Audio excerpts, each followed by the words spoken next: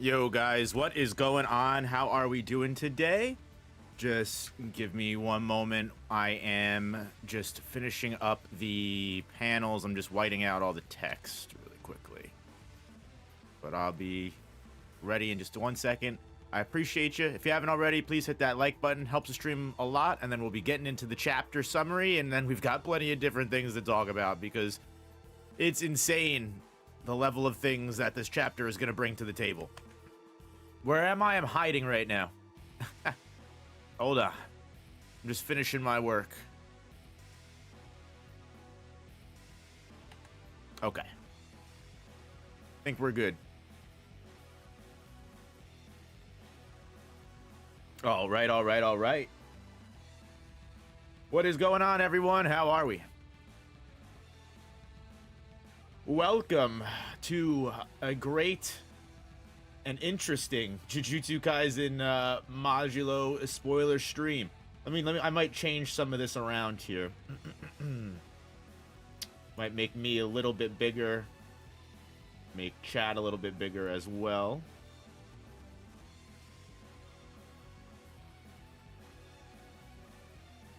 How are we all doing? Hope you're all doing well. I'm glad to see all of you guys popping in and hanging out. So, if you do hang out in the channel often, you'll most likely realize that no surprises here, but unfortunately, it was Thanksgiving yesterday, so it was a little, stressful, a little tough to record a leak stream, or just a leak video in general. So I figured, why don't we just all hang out? We can go over the spoilers together. And then, we'll still do a nice little summary and review video tomorrow, as usual, as we always do for the chapter review. But I figured all of you guys that are special, that like to hang out and wait for the spoilers to come out, we can just go ahead and vibe today. Barely kept track of what's happening. I know Maru's brother got shot, and Yuji, being the new Gojo, needs to fight Deborah. Did I miss anything? So, no, not really. That's pretty much exactly where we're caught up to. And this chapter, a lot happens. Let's just say this. There is definitely a lot to touch base on. I'm going to go over just a brief little bit of a review. And then I think it actually makes the most sense to just do like a more casual kind of summary. But there are a couple select panels that I do want to go over and dissect specifically. But yep, happy to see you, Mario. What's up, Lightskin? Always happy to see everyone. And I did white out all of the text. So obviously this is not a market substitute. I will have some of the release panels on screen, but keep in mind all of the text will be blotted out because this is not a market substitute. Please support the official release for everything that you possibly can by buying the physical volumes, getting a digital shonen subscription, all that good stuff. And remember that this is just my reaction, my commentary and review of the events that are going on in the story. I am not rehosting the chapter or anything like that. So please, on Sunday, go watch the official release. That being said, let's get into it.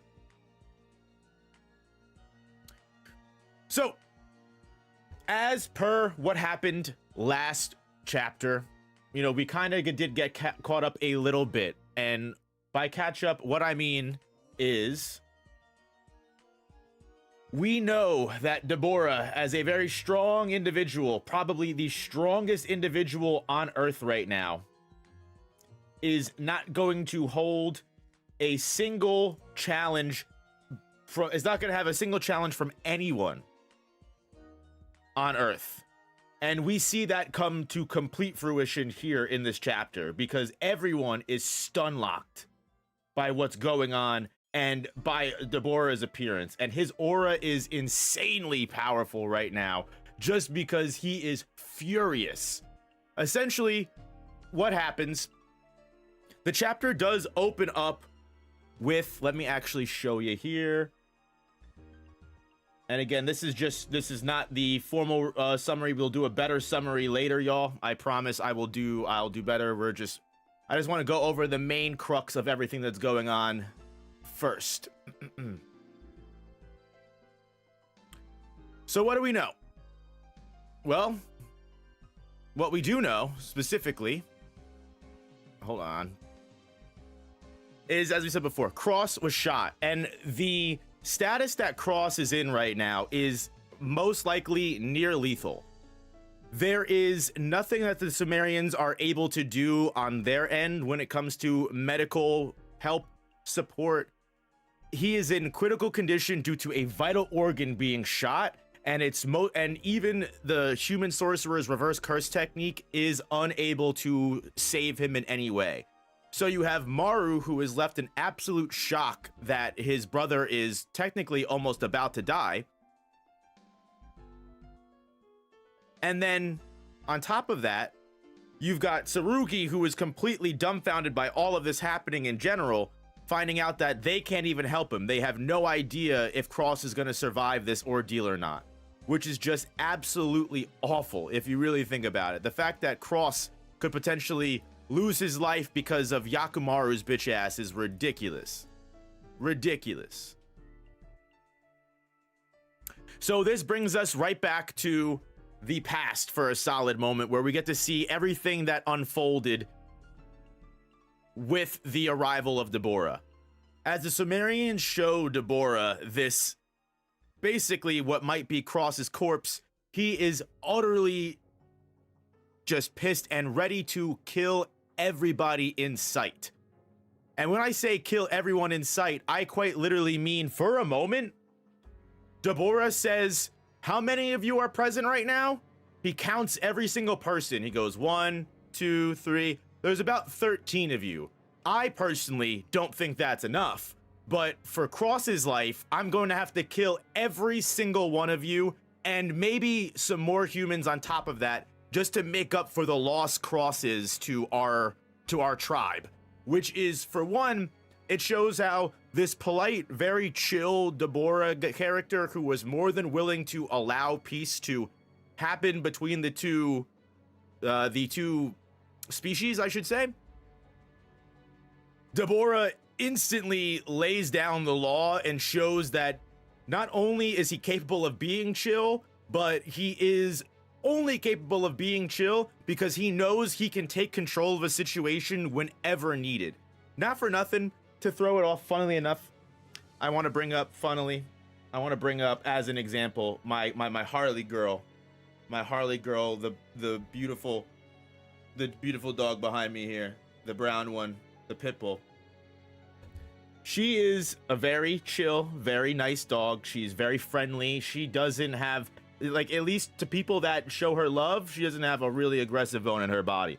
At the same time, I also know that she acts that way because she knows she could fucking murk anything that comes her way if she really needs to, right? Like, she's chill, she's super friendly, and she's super nice because she knows that if something does threaten her, she can very easily take care of that threat.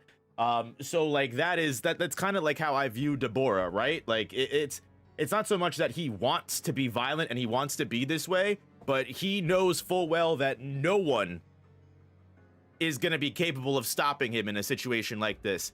And we see it completely in honestly one of the most disgusting ways possible, because right here you have a moment where, again, Deborah is about ready to kill every single person that moves in this vicinity. And he's like, what the hell are you guys doing? And of course, here comes the main confusion of everything, as we know, the event that makes it almost impossible for humans and Sumerians to coexist at this point. Because there is someone, the reverse curse technique user of Jujutsu Society even says as much. Hey, I can't heal Cross, but the truth is, even if I could heal Cross, we're just putting out a fire that we started, right? Like, just because we heal Cross doesn't solve the issue of the fact that now every single Sumerian views curse spirits as Kallian. That confusion And everything that happened in this moment completely leads to the full-on acceptance that Sumerians fully believe that cursed spirits are Kalians now. So there's no budging when it comes to the Sumerian belief at this point now. Try as they might try to explain that these cursed spirits are not the same as Kalian, especially now that they've lost Cross, one of their biggest advocates for coexistence. The entire idea of Kalian and cursed spirit coexistence has completely, or being the same thing, has completely melded to the point where from here on out, well, actually, what I do want to show before we get into it here, speaking of the people that are talking about Yakumura, Yakumura does get fucking absolutely dusted by Deborah almost instantly. Deborah is definitely acting emotional right now. This is without a doubt Deborah in an emotional state, because even in this panel right here, you have Jabaloma begging Deborah to stop. He's saying, please control yourself. Please get a hold of yourself. And this is where we see just how powerful Deborah is. Just how powerful he is. Let me take a sip and I'll get into it.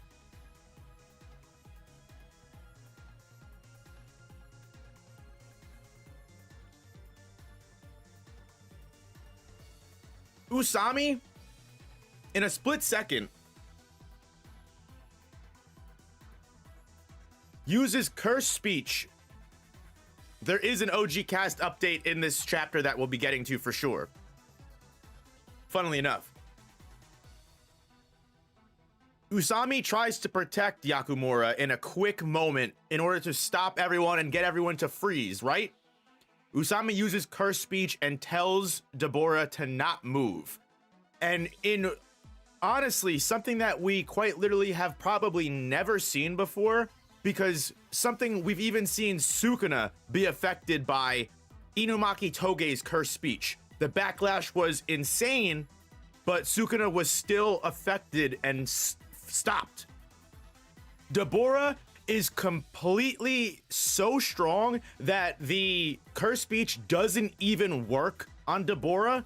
But what's even worse, because the sorcery of cursed speech is still in play and Deborah is just ignoring it entirely, every step and move that Deborah takes is essentially just causing more and more of a backlash on Usami, to the point that not only his throat, but also his hand, his entire body ends up almost coming apart entirely, to the point where Usami is literally on his deathbed at the end of the chapter. I don't know if I have that panel here, but not just Cross, Usami is now also on his deathbed.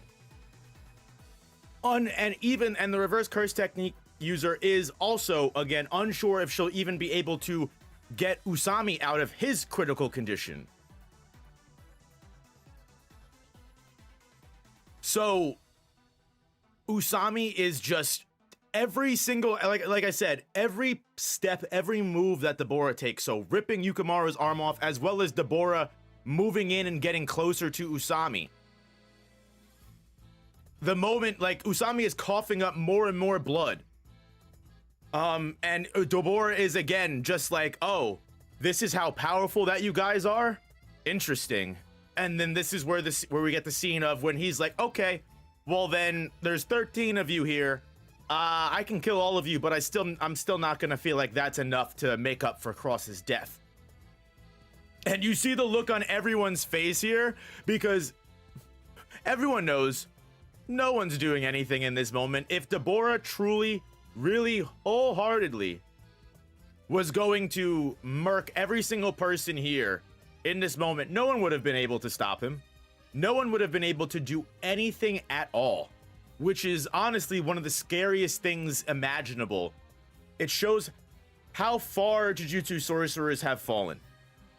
Can Sumerians use domain expansion? I'm scared to find out if that is the case. We haven't even seen Sumerians use a curse technique.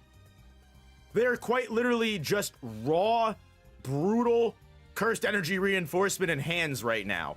Like, Deborah is right now apparently imposing more of a threat than someone like Sukuna may have been. Because again, the cursed speech feat is huge. We need to keep that into consideration. Maru uses curse technique. I guess that's right. Yeah, I guess Maru did use it. But we haven't seen any of the other ones use a curse technique since, right? So, right as Deborah says, the only way to make up for all of this is to kill every single one of you guys. And again, that he still doesn't even feel that that's enough. Usami, again, as he's collapsing and just spitting out like mountains and pools and just floods of blood at this point, Usami's body is quite literally destroyed. Oh yeah, true. Well, this is the second chapter. That's why. Second chapter. This is the second channel, Dominic. I got you. 1 second. Modded you on the first channel. This is the second channel. That's why.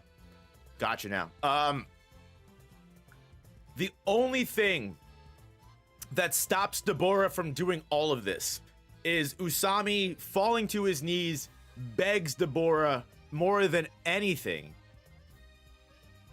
Begs him, please, if you're going to kill them for, you know, to make up for what we've done, kill me. Save all of these people. Don't let any of these people die. And just kill me. You only have to get rid of me. And in that moment, looking down at Usami, groveling on his knees, covered in blood, and just looking up at him, and Usami, again, being the only one that has the confidence to stand up to a fucking calamity like Deborah, for a split second, Deborah is reminded of Dora, his old friend that he promised he would protect the Lumel for. And with that being said, Deborah turns around and says, all right, Jabaloma, let's pack up. Let's get the fuck out of here. Basically, he just says, yeah, all right, fuck you guys, whatever, we're going home. So the only thing that saved them was Usami being bold enough to be the only one to die instead of everybody else, which again reminds Deborah of Dora. Once again, the only reason anybody is saved is Dora. Dora saved all of the Jujutsu sorcerers in this moment here, and none of these people even know who he is, which is just funny and insane to me, right? Like, it shows how big of an impact someone like Dora can have on the people around them, even though he's not here to actually do anything. The very memory and thought of his character is enough, right? What up, China doll? How you doing, girl? The very thought of his character is enough, which is something that Gojo was saying, right? Like, even way back when, where your influence as a person transcends generations. So, like I said, after all of that happens, we are essentially left with a crossroads here. As Deborah and Jabaloma and all the Sumerians take their leave, and all of the humans also take their leave, essentially, what ends up happening is the Sumerian people keep their ship docked in Tokyo specifically, and they make a declaration to the people of Japan as a formal government now. The people of Sumeria have declared themselves a actual government existing on Tokyo, and they're essentially saying that this is our land, and if you want to coexist, you must cease the exorcism of all curse spirits. I didn't realize this was your other page. Yeah, I know, China. Yeah, so I'm trying to move all the anime stuff and manga stuff over to here, so that way we can just do gaming stuff on the main channel, and we can keep everything separate. But yeah, that's neither here nor there. So with this declaration to, you know, the human people, they realize that they're kind of in a terrible situation here. Thank you so much for being a member, China. I appreciate that. Thank you so much. Thank you for becoming a member. Welcome to the Jogo Gang, as they say. Jogo Gang 2. But so now that the Sumerians are declaring themselves a formal government of people, and the only way that they will coexist with humans is if they cease the exorcism of all cursed spirits. Humanity is now put in a terrible position because despite what the Sumerians want to believe, quite literally, the motherfucking humans are like, well, we're kind of fucked here, right? Because we can not exorcise cursed spirits, but then all of the cursed spirits are going to start leaking from Tokyo. And they're honest. They're like, hey, you know what? At first, if it's just fly heads, grade 4 curses, maybe leaking through the barrier of Tokyo, no problem. No problem. However, the cursed spirits of grade 2 and higher that have been living in Tokyo and amassing power and getting stronger and stronger, that have just lived longer and longer in the actual heart of Tokyo, once they begin to break out of the barrier, it will be hell broken loose entirely. The one girl with the pigtails in the higher ups actually mentions that if that begins to happen, it's essentially just going to be the Shibuya incident all over again, but pretty much across the entire country. If not, they will begin to expand further throughout the world. That's my words, not hers, but that is essentially the implication that is given. Once the cursed spirits begin to leak out and they begin to get stronger and stronger and begin to break through the barrier, it's essentially just going to be all-out chaos. So the issue is, while they realize that, you know what, they can't fight Deborah, they can't win a fight against the Sumerian people, they also understand that they can't just ignore cursed spirits either. So they're kind of put in a very tough position. Yeah, damned if you do, damned if you don't. So essentially what ends up happening is a month goes by. However, in that month, the population of cursed spirits becomes, just like everyone predicted, near unmanageable. The sorcerers feel like they have absolutely no choice but to go behind the Sumerians' back and kill cursed spirits at night in the dead of the dark while no one is around, so that way they can keep the population at a regular level that isn't going to overflow while staying, out of, the political conflict. However, not the very smartest decision when you realize that these people have actual direct, spiritual connection with the curses. So even though they try to hide the extermination of cursed spirits by doing it at the dead of night, again, the Sumerian ship is now located and sitting above Tokyo. As Oski does in this panel here, all they need to do is truly focus and they can still feel the deaths of cursed spirits happening. They can quite literally still connect with them and feel voices. Now, the issue is, with that,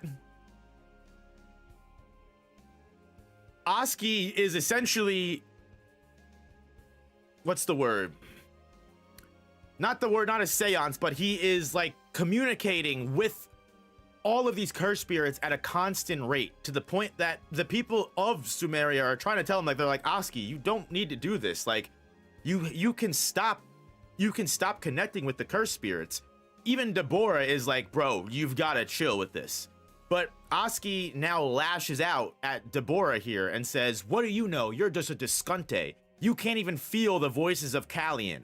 You and humans are basically the same. You guys can't feel the Kallian, you can't feel the cursed spirits' cries, so you just kill them without a second thought. And in that moment, something like clicks in Deborah's head for a minute, and much to Jabaloma's sadness, Deborah basically looks at him and says, you know what? You're right. I am just a Discante. I'm not a Lumerian. I'm not one of you guys. I have my own way of life. And you know what? If that's what I am, then that's what I'm gonna be. And basically, what that amounts to is the only way to solve this issue for the Discante tribe is with a duel. And Deborah uses his Discante lineage as the next political chip going towards the humans because they will refuse to cease cursed spirit extermination.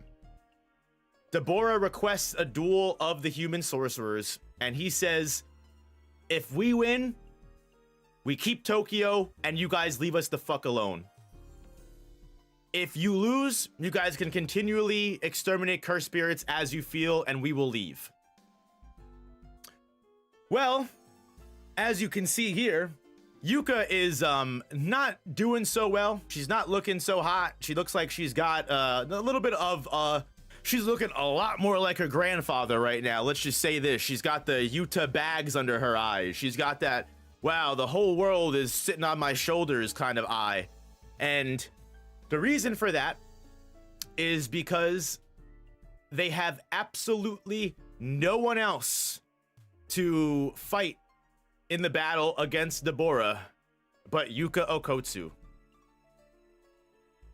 Yuka Okotsu is their quite literal only hope of saving the world from the Sumerian threat as of right now.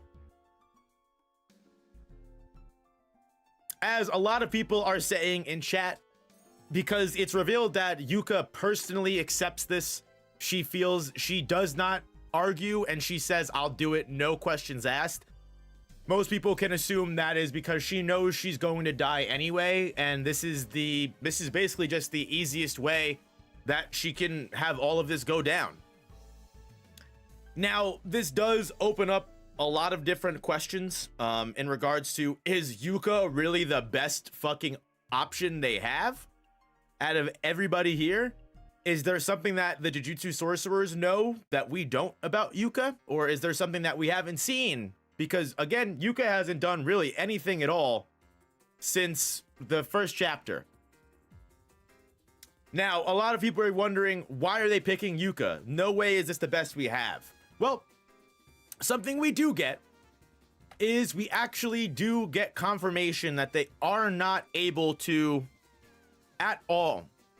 They are not able to at all find Yuji Itadori. No matter what they do, no matter who they talk to, no matter who they try to probe information from, they just can't find him. Not even to the point they have a lead. And we actually, which is very cool, they've reached out to everyone they could to the point that they actually reached out to Nobara, of all people. We actually do get to see Nobara in this chapter, which I actually fucking love. And this is a testimony that Mino shows all the higher-ups that explains where Yuji is, or at the very least, what Nobara even understands about Yuji's situation. And Nobara essentially says the very last time anybody saw Yuji was at Hana Karusu's funeral, which assumedly happened before Yuta and Maki, because we know Yuji didn't attend Yuta and Maki's funeral. And the reason for this, Nobara actually elaborates on, and this is because after seeing so many of his friends get old and die in front of him, he quite literally told Nobara that he can't take the pain of watching his friends die anymore. He quite literally cannot stomach it.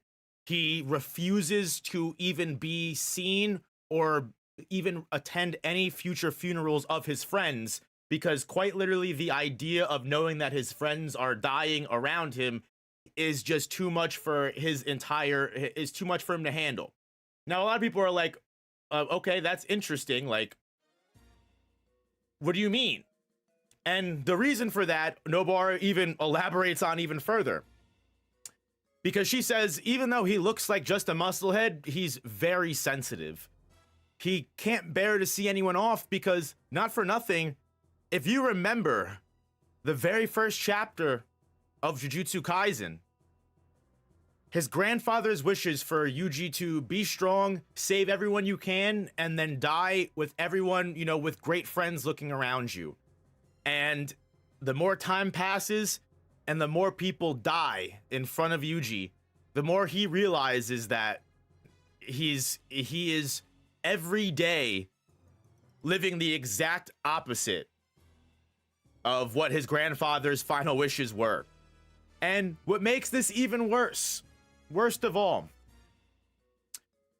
is what makes Yuji feel this even harsher is essentially confirming the theory that everyone was kind of, you know, privy to but wasn't completely sure of, which is the actual confirmation that Yuji himself, due to his death painting lineage, due to the Kenjaku birthing, due to the Sukuna finger, whatever exact reason it is, Yuji doesn't age. Yuji is quite literally stuck at the age he's in now. What's wrong, baby? What are you doing?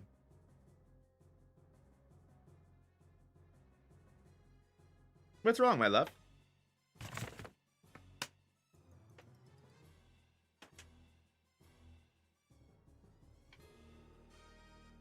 Yeah. Hold on one second, guys.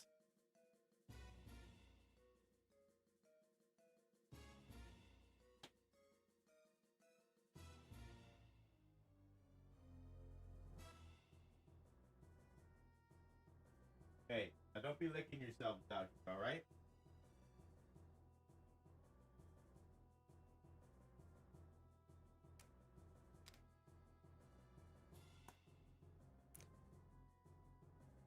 So,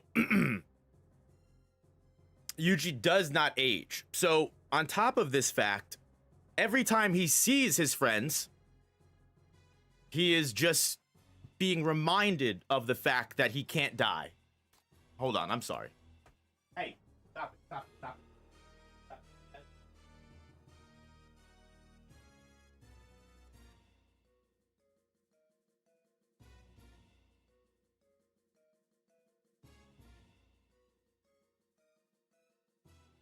These girls, they don't know when to stop drinking water sometimes. They'll literally drink until they fucking throw up. All right. So yeah. Essentially, Yuji never aging, watching all of his friends die around him is just a life that he never really thought of living. And it's to the point that Nobara even says that she feels like she can't ever meet up with him or even visit him and see him anymore because it just makes her so sad that he has to constantly be so apologetic about it and feel so guilty and bad about it. And she even says to that, listen, I don't know where he is, but if you find him, tell him to stop underestimating me, which is just the most Nobara thing in the entire world that you could ever hear. Even to this day, right now, she's telling Yuji to stop being an asshole and stop looking down on her, stop feeling bad for her. It is a nice, great moment to see, genuinely, and have. I love seeing the characters. I love seeing the older characters and seeing how they've grown. Nobara, 84 years old, just petting her little cat with her little eye patch. And yeah, they're like, oh, we should have brought Nobara to the duel. Nobara's 84 years old. Makes Choso's death sadder because if he lived, they could have lived together for the same amount of time as him. True. So yeah, it seems like Yuji's going to be living the longest active life aside from Tengen, essentially. Yuji is going to be a very Tengen-like figure. I kind of always had a feeling that was going to be the case. So that is chapter 13. That's the main. That is the. I can't see a close-up of her face. They don't really show a close-up of her face. I think they do that on purpose. I wonder if Megami is still alive. It's very interesting to know who's still alive at this point and who's not. The fact that Nobara's testimony is really the only one that we get, I'm going to have to imagine that means she's probably one of the only people left, right? It's most likely possible that Megami died. I mean, if Hana died, I also have to imagine that Hana and Megami ended up getting together, right? Hana was the only reason bro was staying around. Yeah, exactly.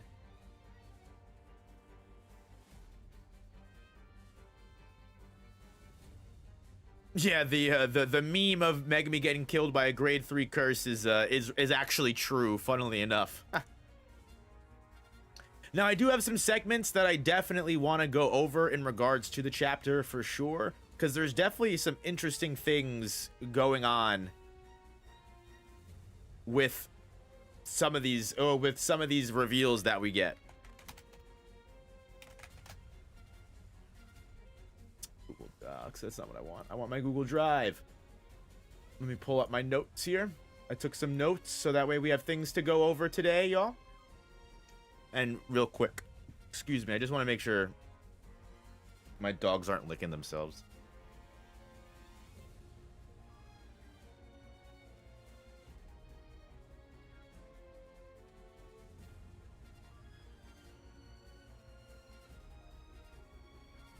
Nope, they're being good. They're sunbathing. You never know. Sometimes they want to leave just because they want to hide from me, so they can, because they know I'll stop them.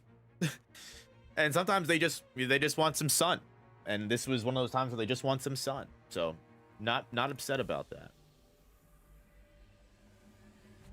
Yeah, dog owner moment for sure, literally. Nobara outlived most when we thought she was dead most of the series. What a goat. That's actually true. Actually true.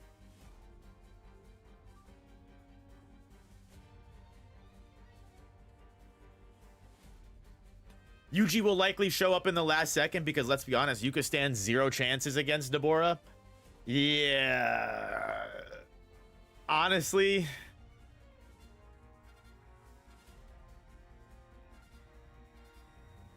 So, I do want to touch base a little bit when it comes to Yuji's situation here. Because we learned a lot. Is anyone sensing death flags for Yuji against Deborah? Deborah seems OP. So some things that I definitely wanted to touch base on in regards to the big reveal that we got from Itadori Yuji in chapter 13. Now, it was a theory that a lot of people had seen, so it's not too much of new information, but it's definitely important to go over because there's so many different reasons as to why not only is this happening, but what this means for Yuji. If he has just been continually growing more and more powerful as a cursed object that we know would, is he suffering from effects of actual downsides to his existence, and actually the not aging goes against him. There's a lot of different things that the overall not aging process could mean. Most likely, I have to imagine the reasoning for him never aging is because he was a very special birth from Kenjaku. He was basically a death painting object like Choso, Kechizu, and Eso. He was born with a Sukuna finger as far as I can remember. And on top of that, he's able to just devour different cursed objects, eat them, and gain their abilities and grow stronger. He was also a vessel of Sukuna for such a long period of time. The not aging thing, I definitely think is very interesting, just because we know Yuji was at least able to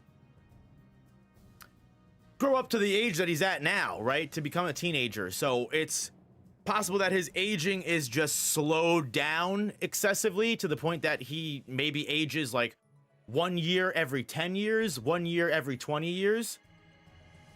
But it's also very interesting to see how this immortality has affected him, because of all people to get hit with some kind of immortality curse where he's stuck living for all of the lifetimes, Yuji is one of the worst possible people to end up getting dealt this hand. Nobara even says as much in the chapter, that he's so apologetic every single time they see him. Every single time he attends a funeral, it's so hurtful for him that he just decides to stop attending them.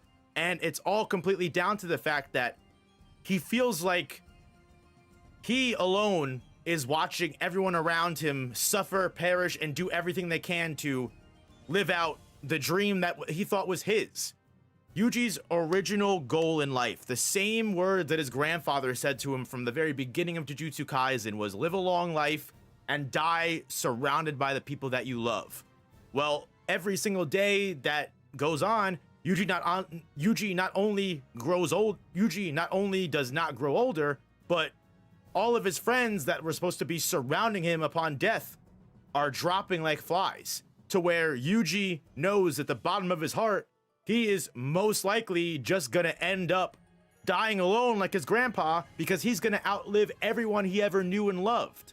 So that kind of trauma, that realization is what forces him to abandon everyone, abandon the people that he was friends with for so many years, abandon the Jujutsu society that is so important and integral to keeping cursed spirits away from the world.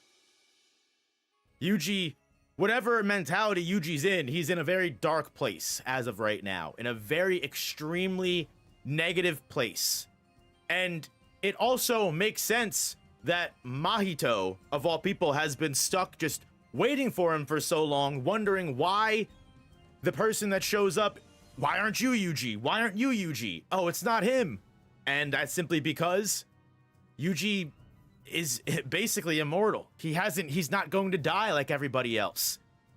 And it even adds to the possibility of why Mahito confused Tsurugi with Yuji. Not that Tsurugi looks at all like Yuji, but it makes sense that Mahito would be expecting someone so young to just up and end up in the cursed realm and die like that. Because Yuji might look young, but he's well over 80 years old at this point. Cam, thank you for the dono. Thank you for the 5. Do you think Yuji fully surpassed both Gojo and Sukuna now, since he might fully realize his potential due to him living so long? So that's actually the exact thing that I want to get into with this segment as well, is has Yuji, after all of these years, gotten just stronger over time as well? If his body has been refusing to age, his body has just been staying the same form, the same shape, and he's just been potentially... When did Yuji stop eating cursed objects? When did Yuji stop training Jujutsu? Is Yuji constantly meditating and training and honing his skills even now, to this day? We know that Yuji meeting the first grade curse user was one of the most scariest moments in that curse user's life, to the point that he had to flee because he knew that his life was in danger facing Itadori Yuji. And this was a grade 1 sorcerer. Now, Yuji defeating a grade 1 sorcerer like it's nothing is definitely something that doesn't surprise me. How close Yuji has gotten to characters like Gojo and Sukuna is definitely questionable, just because it's one of those things where I think no matter how much training, no matter how much honing of your skills that you accomplish, it's kind of tough to ever reach a Gojo and Sukuna level. I think if Yuji really has just been devouring cursed objects this entire time, not aging, staying in peak formation this entire time, it's quite possible he has become one of, if not the strongest sorcerers of all time. I mean, especially with Yuta and Maki being dead, there is literally no one stronger than him on Earth, most likely. I can't think of a single person that would match Itadori Yuji in strength. So, while he may be the Gojo of this era, does that mean that he'd be able to equate to the Gojo of the original era? I don't know how close those two would be.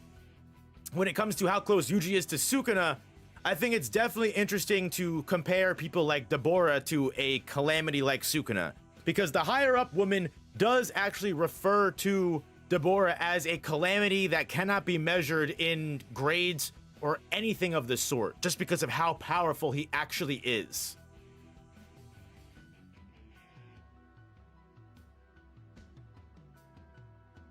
I feel like his immortality is due to the amount of curse from death painting as he ate. He just like devoured their life energy, and that's what's keeping him young. I think that's a very interesting piece of information and a good theory.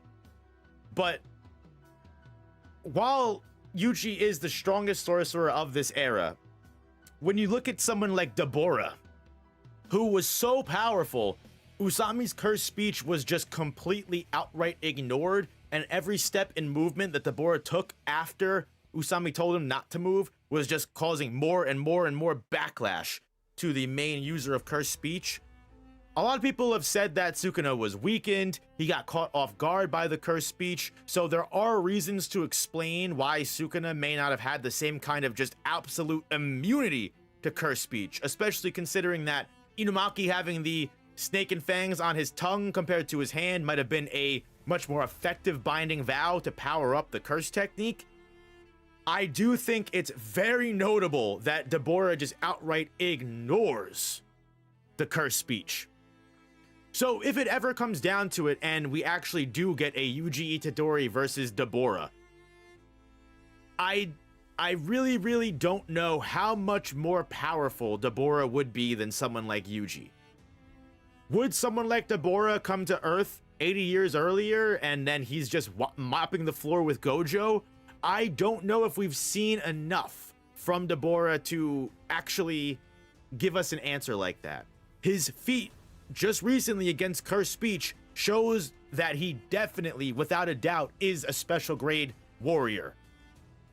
Taking out all of how weak the modern era has become, taking all of that weakness out of the equation,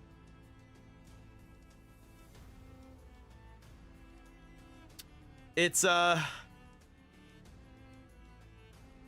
looking likely that Deborah would have been a threat even to our mainline sorcerers. And with the reveal that Maru does have a curse technique, it's completely possible. We've only seen curse energy reinforcement from Deborah, and he still has some kind of technique that's possible to use.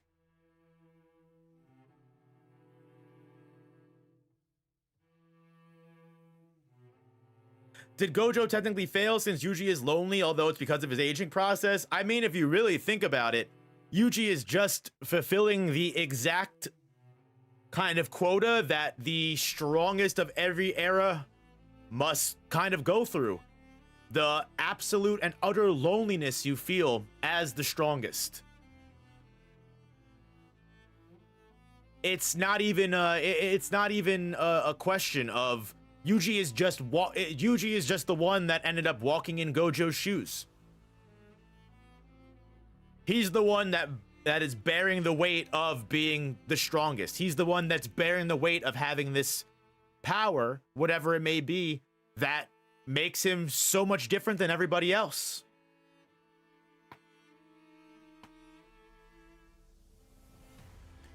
Side-eyeing everyone who wanted this for Yuji. They wanted to see Yuji in the story, but at what cost? Well, his happiness was the cost. 110%.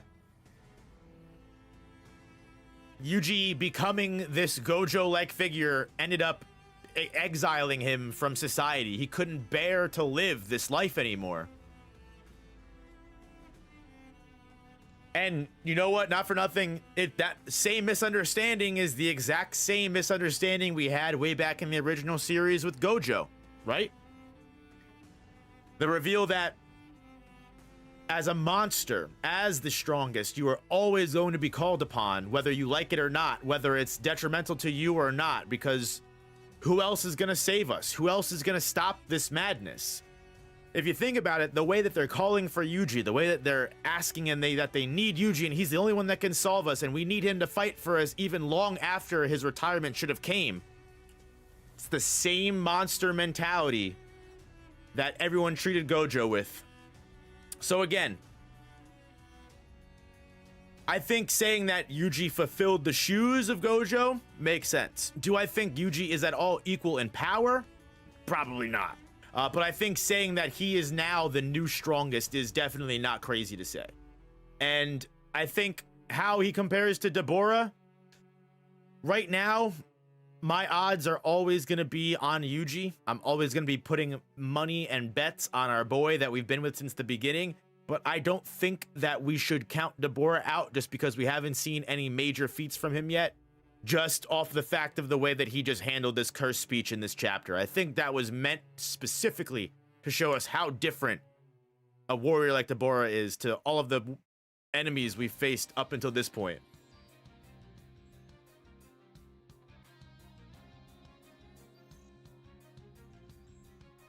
I think most likely when it comes to Yuji's aging it's got to be like a slowed down point where he just ages way slower than everyone.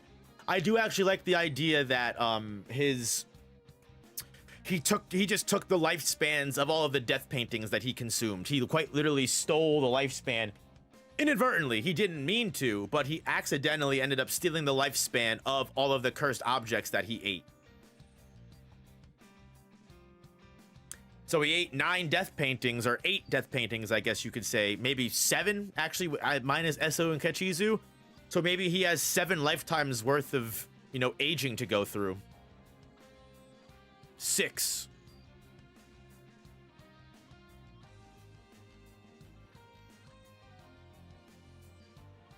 Is Yuji the 10th or 11th death painting? Or were there only 9? I don't fucking know. Either way.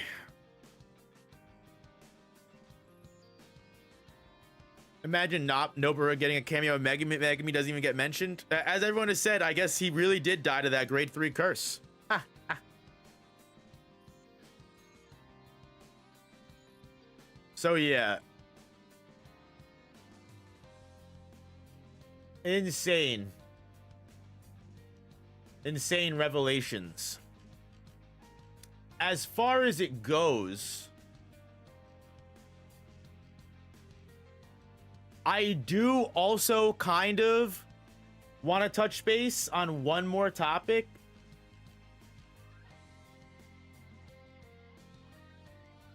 I think it's interesting at least to discuss.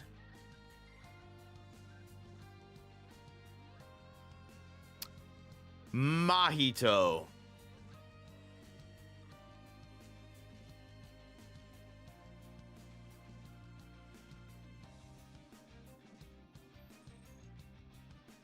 How do you think Yuji's curse techniques have evolved or improved ever since the Sukuna fight?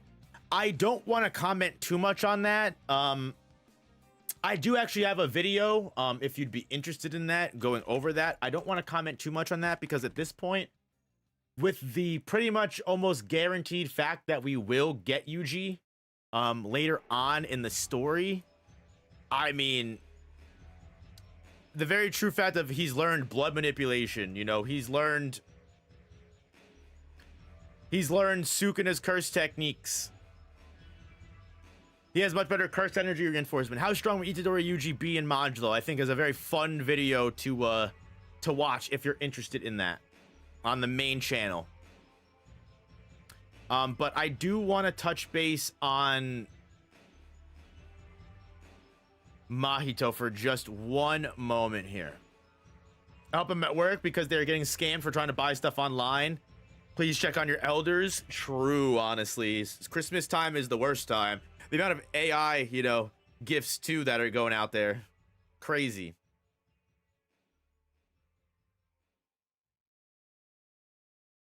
Tiberius saying for the $2. Mahito is going to seem like a god to the Rumelian. Yeah. And that's kind of what I do want to get into. Because something that this chapter also showed here is how willing the Lumerians are to accept the quote-unquote Kallians into their mind, hear their voices, listen to their cries, listen to their guilt, listen to their fears and everything going on. Sure, when Oski is letting a grade 2 curse or whatever, a giant monster, caress him with his fucking mouth and tongue, that's on Oski. If the Lumerians all want to die and end up getting slaughtered by curse spirits by living in Tokyo because they are misinterpreting them as Kallian, that's completely fine with me. However, where this does become a main issue here is we know there is a curse spirit that not only was able to connect with a person that was still alive through the cursed realm, but if we have Lumerians that are now opening their third eyes up and, you know, communing with these spirits that they don't even know, because at this point, Oski is opening his eyes and spreading his, like, third eye reach out as far as he can to feel the cries of the Kallians that are being murdered in the dead of night far away from the Nonak ship. So something that a lot of people have brought up that I find very interesting and it's very important to bring up is that Lumerians, because most of them are able to control their Raruka or their cursed energy, they don't leak cursed energy the same way that the Japanese people do to create cursed spirits in the first place. I do, however, think it's interesting that we have the idea of the third eye opening and the third eye crying and it being a life traumatizing event for the Sumerian people. Because who's to say that while their third eye is open, they aren't leaking cursed energy themselves? So, with that being a possibility, there has always been, since the very entrance of Mahito in chapter 6, a thought that the fear and negative energy of the Lumerian people for the humans and also now the hatred they feel towards the humans and the people that slaughter Kali and their sacred beings. Could that negative energy begin to funnel towards a curse of humanity? But unlike any other situation where a curse of humanity, a new one would form. Because Mahito has been alive, has been around in the cursed realm, to the point where he's connecting with people that are still alive that just so happen to wander off into that realm. Is it really, quite honestly, possible that Mahito could somehow connect with someone like Oski, connect with the Lumerians that are reaching out to the Kallian, and from there, Mahito can manipulate these people? Because, again, grade 2 cursed spirits, grade 1 spirits, naturally occurring spirits that are from negative energy of humans, of hospitals, schools, everything we've gotten since the very beginning of Jujutsu Kaisen, are just going to share voices of the negative energy that they surround. But Mahito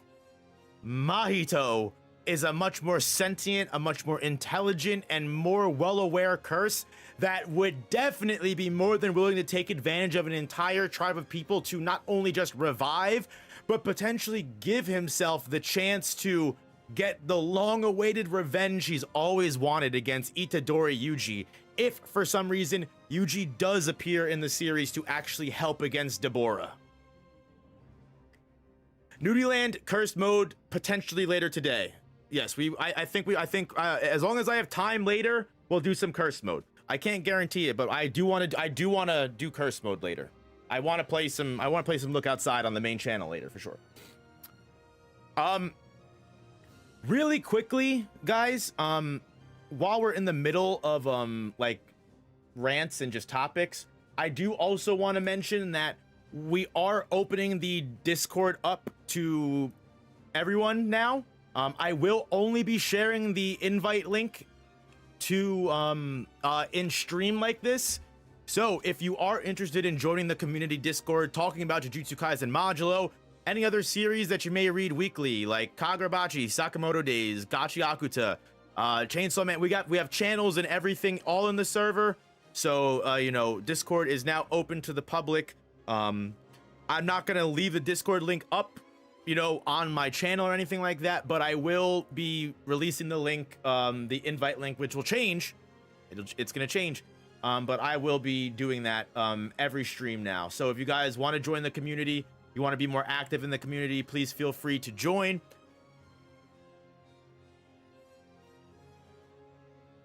If you are a member of either the main channel or the second channel, connect your YouTube to your Discord, you'll get the special role. And yeah, love y'all. Appreciate you guys.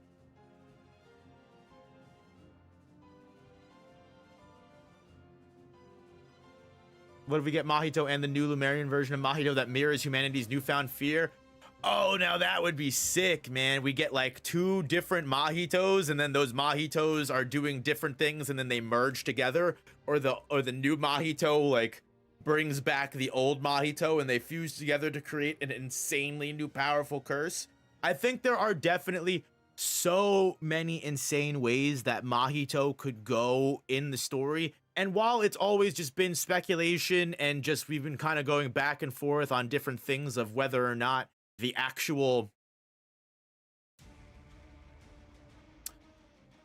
revival of Mahito will happen, I think if we get Yuji and seeing how integral Yuji might be to the interweavings of the Modulo narrative, I don't think it's crazy to say Mahito does have insane potential to come back as well. To the point that Mahito could almost essentially amass a whole cult of followers, of worshippers. Think about it. If these people are worshiping cursed spirits like gods, like sacred beings, there is no other person that is egomaniac enough, who is confident enough, who is manipulative enough, and just opportunistic enough to take advantage of this situation. I had already speculated well before that Mahito would want to come back just because Sukuna's not around, and he would be one of the strongest curses of all time, returning in a weak era like this. Who is going to be able to exorcise Mahito but Yuji? And again, people like Oski, radicals like Oski that are so willing to go against humans and believe that they are bad, that they are completely ignoring the fact that curse spirits and Kallians really aren't the same thing and just have slight relation in general, people like Oski are going to be the easiest to manipulate, the easiest to take advantage of. I mean, again, we've seen how quick Oski flip-flops from side to side. He was just talking shit about Cross not even 5 chapters ago, and now he's talking about how Cross is a strong person and we need him for the tribe, and Cross is definitely not going to die. Oski is quite literally someone who is so influenced by external forces and changes so quickly, it's not crazy to assume he would be one of the easiest people to make as a new prophet and like a second in command. And I just think that while I would have loved to have seen Modulo focus on its own story outside of the main line, I can't deny that I would have never, if we were to ever get a Yuji versus Mahito rematch in a Jujutsu Kaisen sequel, this is quite literally exactly how I would want it to happen. Akutami has put it together almost masterfully at this point. So, almost masterfully. Oski sword, yeah, Coconut, literally. How do I think idle transfiguration would work on aliens? I do think that's also important to mention too, because if reverse curse technique, I mean, that's completely up to visualization and your imagination, so it makes sense why reverse curse technique wouldn't be able to work on the Sumerian organs, because the one girl's fear in the chapter was, look, listen, if he has a Sumerian anatomy that's completely unique to humans, I could literally heal him wrong. Like, I could heal him, quote unquote, and just make things worse. Which makes sense. Now, idle transfiguration is a little bit different. I mean, I'm imagining now, you have the mention a couple, like not even 2 chapters ago, or maybe even the last chapter, when Yuka and Saruki and Maru are discussing, they mentioned that there are definitely different grades of Kallians. However, something that I think is very interesting that I don't know if it will come back into the story, but now that we're talking about Mahito controlling the cult of Lumerians, we do get it revealed that the most sacred of Kallians that are immortal, they are known for giving and determining the kind of sorcerer, the kind of person that the Lumerian people are going to become. Imagine here you have Mahito, who has lived longer than any cursed spirit, may be able to present himself as one of these immortal Kallians that, you know, was not able to be killed. Even though he was exorcised, he's lived on in the cursed realm. He is immortal. He couldn't fully be killed. What if idle transfiguration actually does work on the aliens and he's able to turn the Sumerians into entirely new beings? Like, what if Mahito is like, ah, yes, let me give you praise, and like puts his hand to their third eye and like transforms them into even more powerful beings? What if Mahito is the one that starts gifting these Lumerian warriors techniques, starts gifting them new, more common to Earth sorcerer powers? Like, of all things, of all powers that actually would make Mahito seem more like a god, would idle transfiguration is one of them for sure.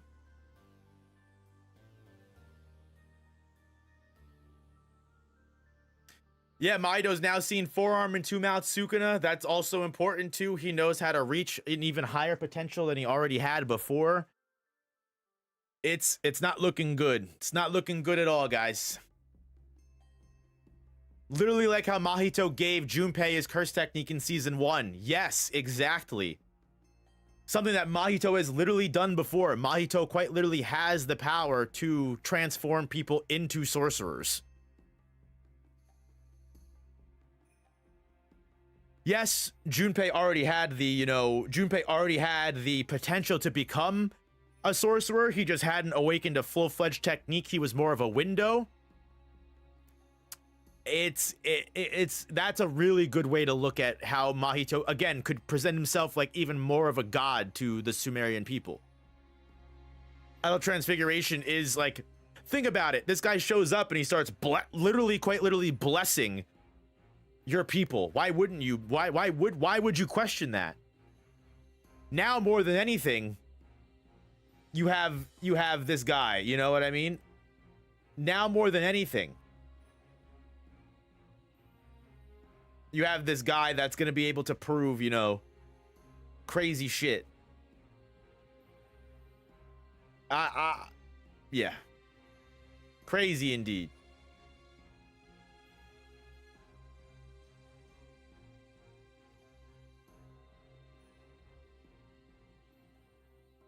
Good thing Kenjaku ain't around.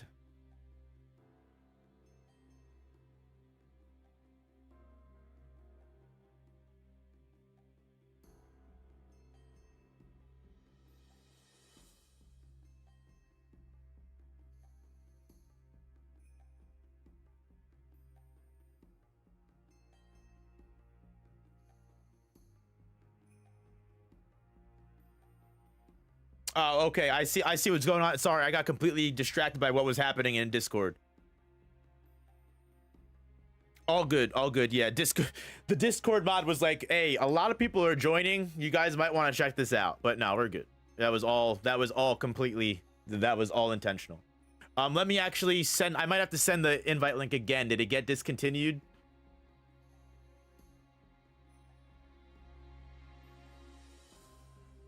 Hold on.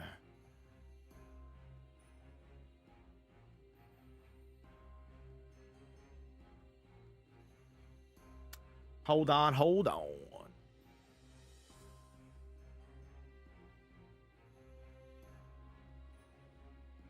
right, I just generated another one. The amount of people joining all at once my Discord might have stopped it. So here, I just added another invite link to people that it might have stopped. But yeah.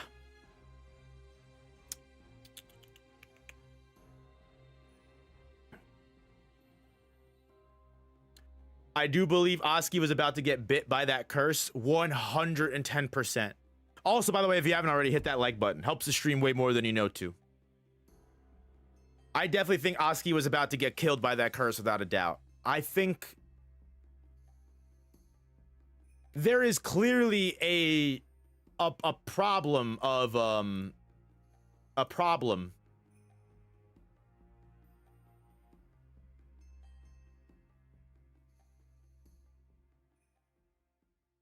I'm sorry, I'm getting distracted. Okay, I'm sorry. I think the cursed spirits and Kallians, their connection, I think it's clear they're different.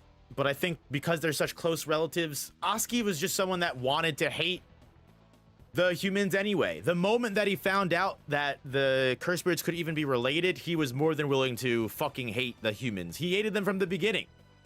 So this just gets him to where he wants to be closer. Jabaloma is a good dude, but I think now with Cross gone to help guide him, he will fall to corruption from Mahito.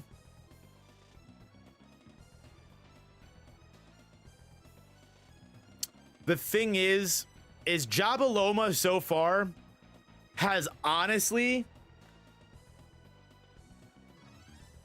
Jabaloma has become one of my favorite characters of the sequel, to be honest with you. I can't even lie. He's been such an integral character when it comes to the political situation, and even after everything that happened in last chapter, Jabaloma and Usami were on the same page. They were like, look, let's separate right now. We'll meet up later tonight. You know, let's let everyone be bygones for bygones. And even after Cross gets shot, Jabaloma is the person, one of the only people, by the way, that's trying to tell Deborah to calm down and stop. So I definitely think Cross getting shot is going to play a big problem in the Sumerian people in general. Jabaloma strikes me as someone that, because remember, right? if Jabaloma was gonna fall prey to, you know, because of good intentions or what was better for the people around him, wouldn't he have done it way longer ago when they first built the canal and first started building a relationship with the Discante? I mean, Jabaloma's daughter was killed by the Discante, and he was even willing to forgive that. Now, but at the same time, it's a really good point to mention that a lot of people have said that at that moment, he had Dora to guide him. At that moment, at the moment when they voted for coexistence with humanity, he had Cross to guide him. So it's completely possible that now that he no longer has those people that are, you know, making those decisions, who's he gonna co-sign? Deborah, who has already made it very clear he's more than willing to murder all of us if that's required to keep the Lumerians safe. I think Mahito will have all of his progress back. I think Mahito's gonna come back better than ever. I don't think he's gonna restart at all. And even if he does, he's got plenty of people to sap from.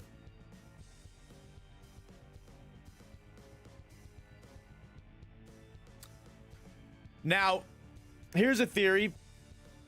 What if the Lumerian people, specifically people like Oski, are like, oh, my sacred being, I'll become one with you. And Mahito just starts absorbing the Lumerians and just gets stronger and listen, we're already not ready to handle Mahito if he comes back as strong as he was before.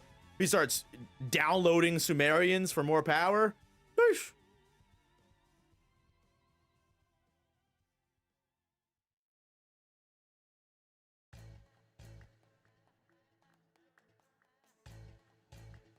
Maybe they decided the only way to settle the shooting process is to have a battle. We are well at that point already, unfortunately.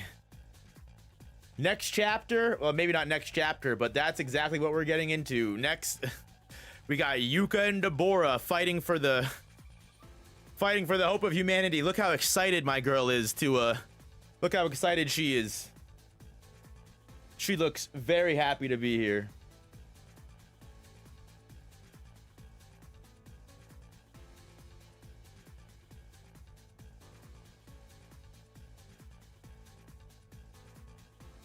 I'm a baby. I'm a Sadie lady.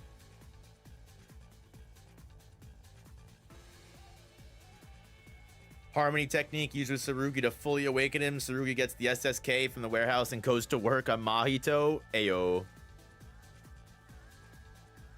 Disaster curses were said to recycle. Yes. But I don't think most curses do what Mahito did, where they stay in limbo and don't reincarnate, right? Jogo and Hanami and Dagon all accepted their deaths, were more than happy to reincarnate as new people, and passed on. We even see as much in the Shibuya incident. Mahito has not accepted his death even at this point. Mahito is literally just in limbo and I just don't think that's something that curses do, right? Most people don't do that. Even Sukuna, when it came time to die, ended up choosing to start a new path and to stay around. Mahito absorbing the Lumerians would kind of mirror Yuji. Oh my god, then I'm even more convinced. I'm even more convinced.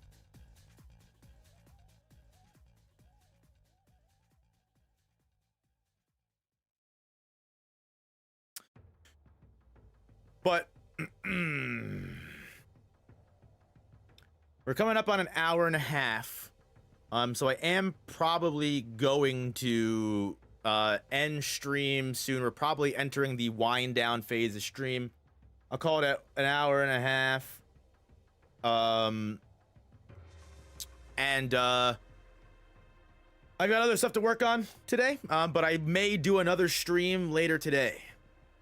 Can I ask a question? How many of you guys would be interested in... How many guys are interested in that solo leveling game? Because it came out. And I don't know, it looks okay. It looks alright. I would be interested to give it a shot. The demo is free.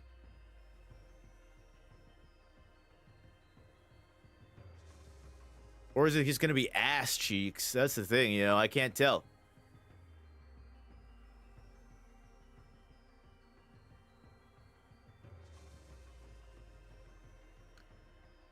Imagine Mahito decided to take down Deborah because why not? Yeah. I don't know. I think Mahito is going to take advantage of all of the Sumerians' hatred. I think he's going to take advantage of the situation. Whether or not he betrays them in the long run, I mean, definitely possible. But I think at first he's definitely going to play into their paranoia and their hatred and their radicalism, especially people like Oski, without a doubt, especially people like Oski.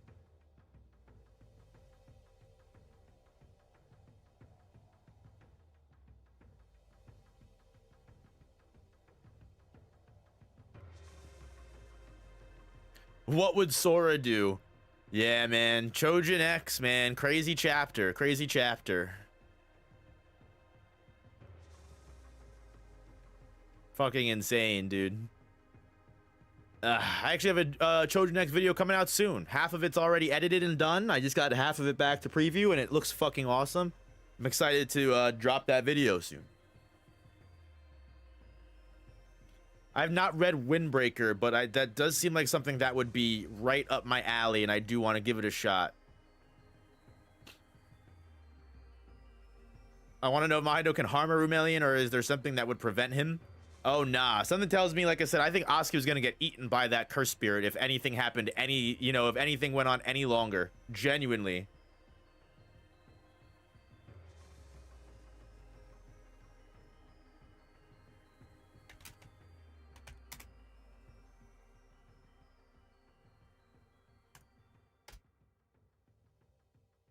The unbearable weight of being Chojin X. I want to cook something up like that. Hey, listen. There is so much going on between Modulo and like that video too, so you can tie a bunch of shit in together to it. Like I said, seeing Yuji and what Yuji has gone through now, becoming the new strongest, and what they have to go through, ugh, I feel bad for my boy. I feel so bad for my boy. Is Kagurabachi on JJK level? Kagurabachi is one of the best ongoing manga of the current era right now. Kagurabachi is probably my favorite behind Chojin X. But Chojin X isn't a weekly series, so I feel comfortable saying Kagurabachi is my favorite weekly shonen of all time. Only for 100 chapters, Kagurabachi is fucking awesome.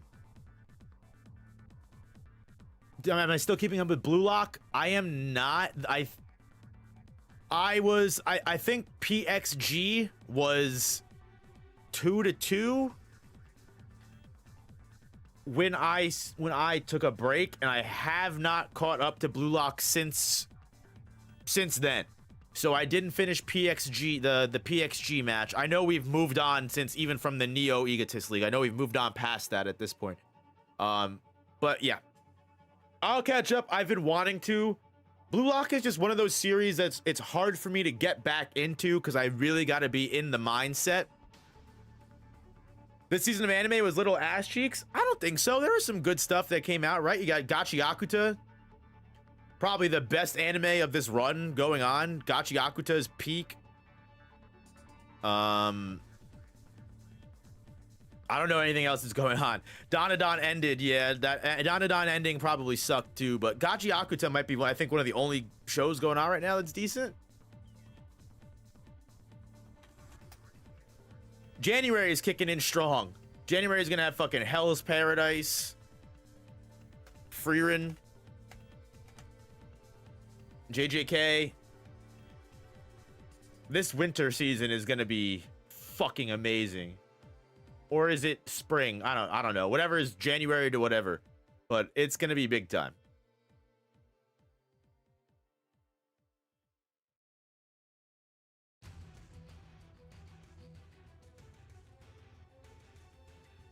My Hero Academia is currently going on, isn't it? Oh, did My Hero Academia just end? Did they just finish it? My Hero Academia gets hate, but that was one of the biggest animes of all time. I would go to parties or go hang out with people back in the day, and fucking normies would be talking to me about My Hero Academia. Like, oh my god, have you seen My Hero Academia? I'm like, no, I haven't.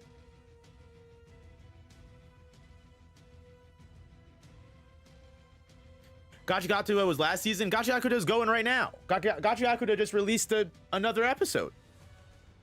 Core 2 is going on right now. MHA is on the fun season. You should have told him to get a job. I'll get into My Hero Academia one day. I read like the first couple of chapters and I liked it. I like certain bits of it.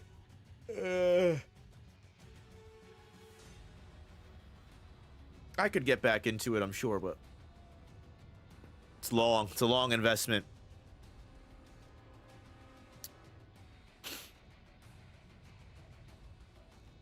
All right.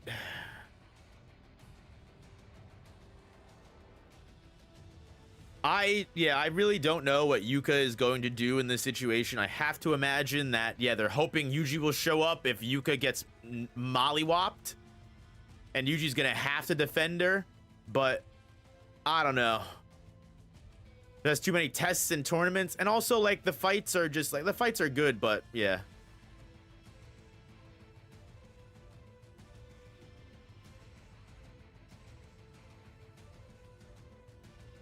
Maybe a death binding vow.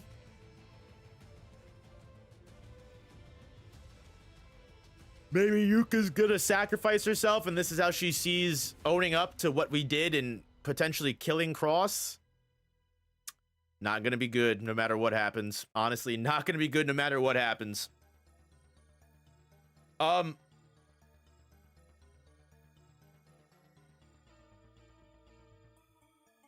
So I am I'm gonna come out with a more formal review tomorrow.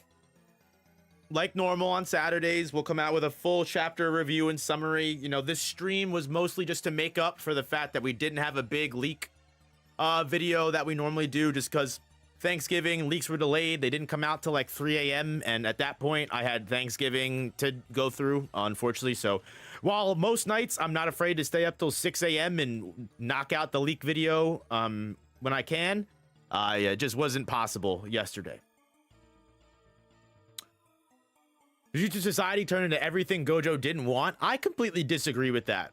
I will say, completely disagree with that. I think if anything, Jujutsu Society was slowly on its way to becoming exactly what Gojo wanted. It's just there were some slight things and hiccups we hit along the way. I mean, for one, Yuta and Maki dying ruined the Gojo clan's chance of progression, because not for nothing, Yuta and Maki and whoever their fucking children were did an awful job of keeping the philosophy and beliefs of what Yuta and Maki wanted. But even outside of that, like, I feel like a lot of people don't realize that, like, the curse spirits being pushed only into Tokyo is definitely an ideal situation.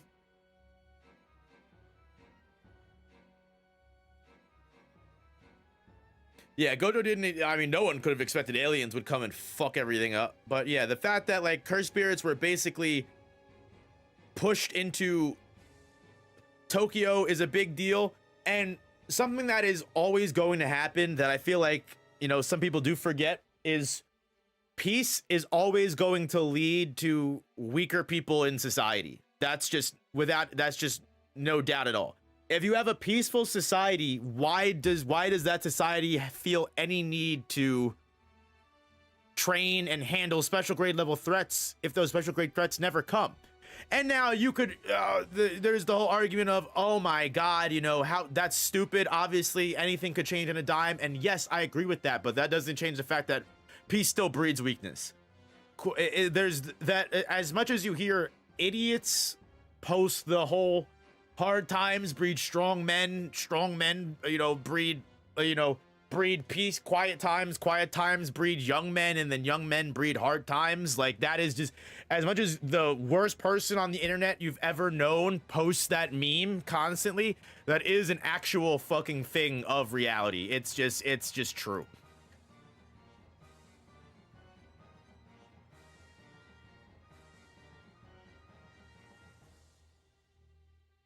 I find it strange how the Gojo clan still has any status in this day and age. I mean, Yuta and Maki were two of the strongest sorcerers of the previous era. I mean, it makes sense that, like, they would play a part in the Jujutsu Kaisen's government, and that's the only reason why the Gojo clan still has any real power.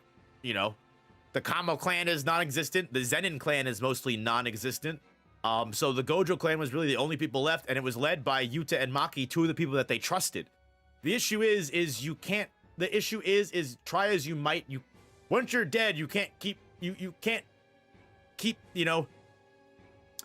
If you could give any criticism, it's that Yuta and Maki did not do a good enough job of employing their own beliefs and making sure that the next generation after them took up after their mantle and continued their progress forward.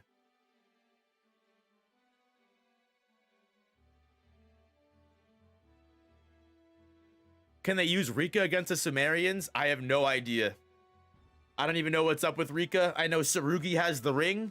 Mayhaps this might be the chance that Tsurugi has to give Yuka the ring, and then we do see Rika. I quite literally think that is the only way for Yuka to even have a chance in this fight against Deborah, is if she gets the ring and somehow has a connection to Rika or a connection to Cursed Copy that we just don't know about.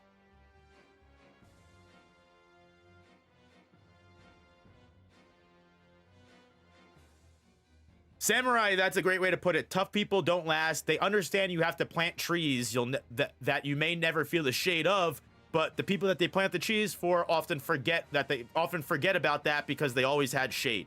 People become complacent. It's just true. And also, not for nothing,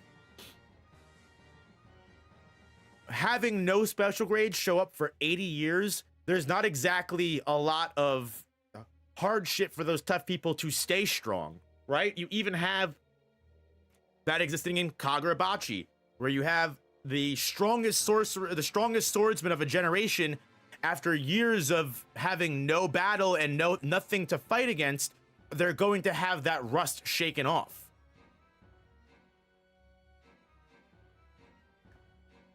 Yeah, Kusaka and other teachers are partially to blame too, 100%. I think again, do I think that the modern era of Jujutsu is perfect? No. But do I think that Gojo students did the best they could with what they had? Yes. I definitely think so. I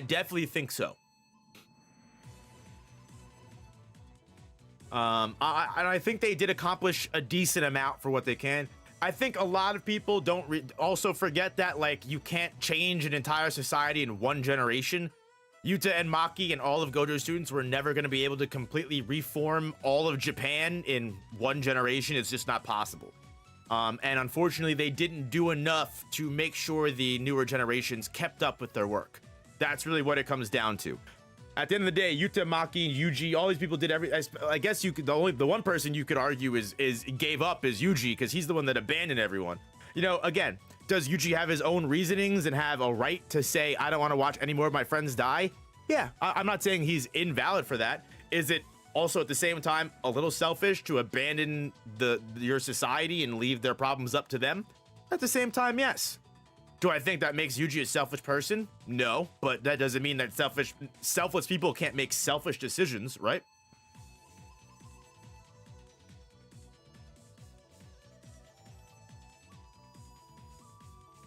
But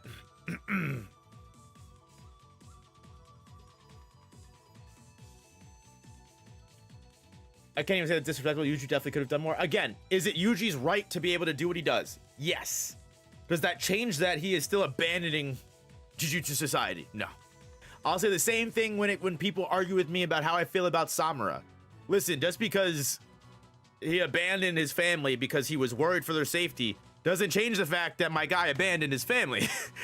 He still abandoned his family, whether he did it for good, whether he had a reasonable reason to abandon the family or not. No one is perfect. No one makes the perfect decision every single time. Am I saying that, again, Samura is completely invalid for putting his family in danger when he could have just left them and kept them and have that be the safer option? No. But that still doesn't change the fact that he did what he did. It's like two things can be true at once. What someone can be doing something selfish but also be a good person at the same time. No one is concretely 100% great. Yuji is Luke from The Last Jedi. Yuji is Luke from The Last Jedi. True. So true.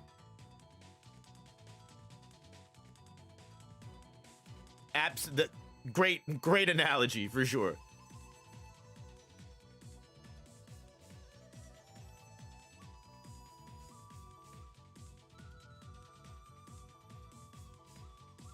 But anyway, y'all, again, I will be heading out. We've been streaming for about an hour and a half, and I definitely have other things to do today. I just wanted to stream, touch base with the community very quickly, just to make up for the no spoiler video. You can expect consistent spoiler videos every single week from now on, as long as there is a chapter. I do apologize for missing a week, but I hope you'll be able to forgive me with it being Thanksgiving.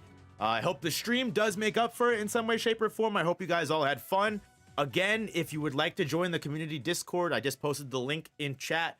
Click it, join, enjoy the community, and you'll always be updated on when we stream and what we do for the foreseeable future, while also getting a chance to touch base with a bunch of other fans on a bunch of other series. So click the link for the Discord. Hit the like button on stream if you have not already. It helps way more than you know. And expect a chapter 13 review tomorrow, guys. Except Christmas. Is Christmas gonna be on a leak day again? Well, Japan has Christmas, so Japan has Christmas, so they actually might just might have the week off, or have a delayed chapter. I don't expect Japan to celebrate Thanksgiving, but Japan does celebrate Christmas, I'm pretty sure. So we might get lucky on that note. But y'all, love you. Appreciate every single one of you guys. You're all great people. Thank you so much for your support, as always. Yeah, and I'll see you guys in the next one. I'll see you guys maybe later today on the main channel for a stream. We'll see. But yeah, regardless, guys, thank you so much for the support always. Love every one of you guys, and I'll see you guys in the next one. Peace.